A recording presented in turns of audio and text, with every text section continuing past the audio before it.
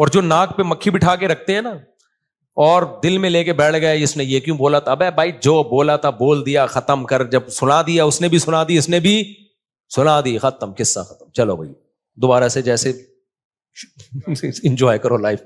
اور لوگ کہتے ہیں بھی تنبیہ تو ہوئی نہیں، نہ جب یہ پھڈا ہوتا ہے نا اگلے کو خود تھوڑی سی تنبیہ ہو جاتی ہے، آئندہ وہ بولنے سے پہلے اس کو بھی پتا ہے آپ کو بھی پتا ہے کہ میں یہ بولوں گا اس کی دکھتی رکھ پہ پاؤں رکھ دوں گا میں، وہ یہ بولے گی تو میرے کھوپڑی گھومے گی، تو دونوں تھوڑا تھوڑا ایک دوسرے کی کھوپڑی کا احترام آہستہ آہستہ شروع کر دیتے ہیں۔ خود ہی شادی شدہ آدمی کی زندگی ایک مینجمنٹ خود بخود آ جاتی ہے۔ تو اگر آپ جو دل میں لے کے بیٹھ گئے اس نے میرے کو یہ بولا تھا، اس نے یوں کر دیا تھا، اس نے، یار تمہیں ایک واقعہ سناتا ہوں اس سے بس پھر میں بس آپ لوگ سے 2-4 سوال لے کے بیان ختم کرتا ہوں۔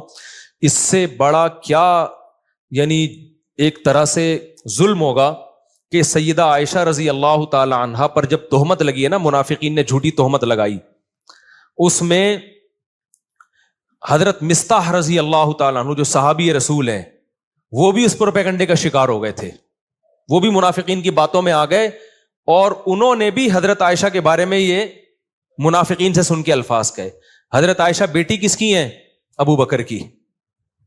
آپ بتاؤ غیرت مند آدمی کو کتنا غصہ آئے گا نا۔ حضرت ابو بکر حضرت مصطح کے ساتھ مالی تعاون بہت زیادہ کیا کرتے تھے کیونکہ رشتہ دار بھی تھے اور غریب بھی تھے۔ جب حضرت ابو بکر کو پتا چلا نا میری بیٹی کے بارے میں انہوں نے یہ الفاظ کہے ہیں، تو حضرت ابو بکر نے قسم اٹھائی کہ آج کے بعد 1 روپیہ نہیں دوں گا، یعنی میں خرچ کر رہا ہوں ان پہ اور میری بیٹی پہ یہ بھی تہمت میں شریک ہو گئے۔ بعد میں جب قرآن کی آیتیں نازل ہوئیں حضرت مصطح نے توبہ کی اور بہت گڑ گڑائے اللہ کے سامنے، توبہ کی، لیکن ابو بکر رضی اللہ تعالیٰ عنہ قسم اٹھا چکے تھے ان پہ میں خرچ نہیں کروں گا، میں نہیں خرچ کروں گا ان کے اوپر۔ لہذا انہوں نے کہ بھائی ٹھیک ہے آپ نے توبہ کر لی لیکن یہ ہلکا جرم تو نہیں ہے نا، کتنی بڑی شخصیت بھائی سیدہ عائشہ نبی کی زوجہ بھی ہیں اور ابو بکر کی بیٹی بھی ہیں، تو نبی نے بھی معاف کر دیا ان کو۔ کتنا بڑا ظرف یار، بھائی جب گڑ گڑا لی ہے توبہ کر لی ہے تو معاف کر دیا، کیونکہ نبی کے سامنے بڑا ویژن ہے نا۔ جو چھوٹے یعنی گھروں میں چھوٹے چھوٹے جھگڑوں کو لے کے لمبے چلتے ہیں نا، وہ دنیا میں کوئی بڑا کام نہیں کر سکتے، وہ بس انہی میں الجھ کے رہ جاتے ہیں۔ تو نبی صلی اللہ علیہ وسلم نے تو معاف کیا ہی، ابو بکر نے معاف نہیں کیا۔ انہوں نے کہا ٹھیک ہے میں کوئی انتقام نہیں لے رہا لیکن جیسے میں پہلے خرچ کرتا تھا نہیں کروں گا خرچ۔ سورہ نور کی آیتیں نازل ہوئیں، وَلَا يَأْتَلِ أُولُو الْفَضْلِ مِنْكُمْ وَالسَّعَةِ أَنْ يُؤْتُوا أُولِي الْقُرْبَى وَالْيَتَامَى وَالْمَسَاكِينَ۔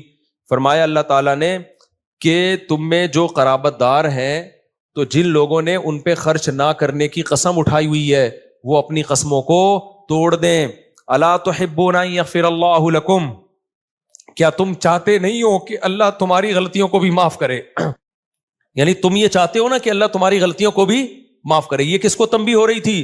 ابو بکر کو۔ اللہ نے نام نہیں لیا، اللہ میاں بھی کیسی دیکھو نصیحتیں کرتے ہیں نا عزت کا خیال کر کے، جنرلی بتا رہے ہوتے ہیں کہ کوئی کسی رشتہ دار پہ خرچ کرتا تھا اور قسم اٹھا لی ہے کہ نہیں کروں گا تو وہ قسم توڑ دے اور خرچ کرنا شروع کر دے، معاف کر دے۔ وَلْيَعْفُوا وَلْيَصْفَحُوا، چشم پوشی سے کام لیں، درگزر کرے۔ اَلَا تُحِبُّونَ أَن يَغْفِرَ اللَّهُ لَكُمْ، کیا تم نہیں چاہتے کہ اللہ بھی تمہاری غلطیوں کو معاف کرے؟ جب یہ آیت نازل ہوئی ہے ابو بکر نے کہا کیوں نہیں ہے اللہ، میں چاہتا ہوں تو میری غلطیاں معاف کر، یعنی اگر میں ان کو معاف کروں گا تو کل تو قیامت میں میری غلطیاں بھی معاف کرے گا، تو کیوں نہیں معاف کروں گا میں؟ کتنی بڑی غلطی کو معاف بھی کیا اور دوبارہ حضرت مصطح کو پر صدقہ کرنا شروع کر دی۔ تو جو آدمی معاف نہیں کرتا نا، بغض رکھتا ہے، وہ ڈپریشن اور ٹینشن میں رہتا ہے، اور جو دماغ کو صاف اور پاک کر کے سوتا ہے کہ یار جو تھا قصہ ختم، تو وہ ڈپریشن سے آزاد ہوتا ہے۔ تو ہم لوگ جھگڑوں کو لے کے بیٹھے رہتے ہیں اتنے لمبے لمبے، کس نے میرے کو یہ بولا تھا، اس نے میرے کو یہ بولا تھا، اس نے مجھے یوں کیا تھا، ابے چھوڑ دے یار ٹھیک ہے، اپنے آپ کو بھی ریلیکس کر، دوسرے کو بھی ٹینشن سے باہر نکال۔ تو اس لیے میرے بھائی خوش رہنا سیکھو، اور جس آدمی کے دل میں کینہ ہو، بغض ہو، چیزوں کو لے کے بیٹھتا ہو، وہ کبھی بھی خوش نہیں رہ سکتا، جلتا کڑتا ہی رہتا ہے، منفی باتیں ہی کرتا رہتا ہے۔ تو دل کو صاف رکھنا چاہیے انسان۔